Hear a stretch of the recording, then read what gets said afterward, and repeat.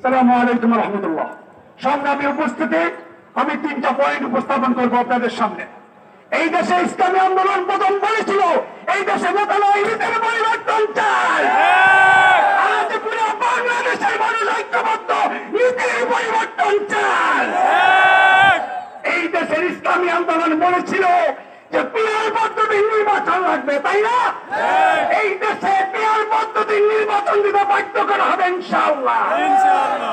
আজ কয়েকদিন মিডিয়াতে দেখেছেন যে ইসলামী আন্দোলন বাংলাদেশের নাম পরিবর্তন করতে চায়।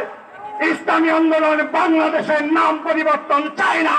ইসলামী আন্দোলন প্রজা থেকে রাজায় রূপান্তরিত হতে চায়।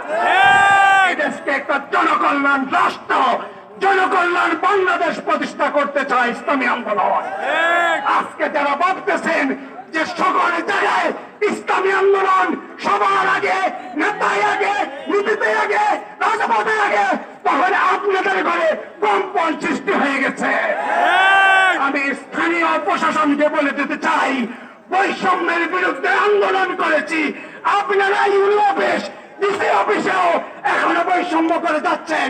আপনারা ইসলামী আন্দোলনকে পাশ কাটিয়ে সকল জায়গায় যে বৈষম্য করতেছেন তার দাদ বাবার জবাব ইসলামী আন্দোলন দিবে, সেই প্রস্তুতি নেন। না হলে আপনারা আপনাদের অপরাধ সংশোধিত হয়ে সকল স্তরে ইসলামী আন্দোলনের প্রতিনিধিদেরকে মূল্যায়ন করবেন। না হলে চূড়ান্ত আন্দোলনের মাধ্যমে আপনাদের মসনদ কাঁপিয়ে দেওয়া হবে ইনশাআল্লাহ। আসসালামু আলাইকুম ওয়া রাহমাতুল্লাহ।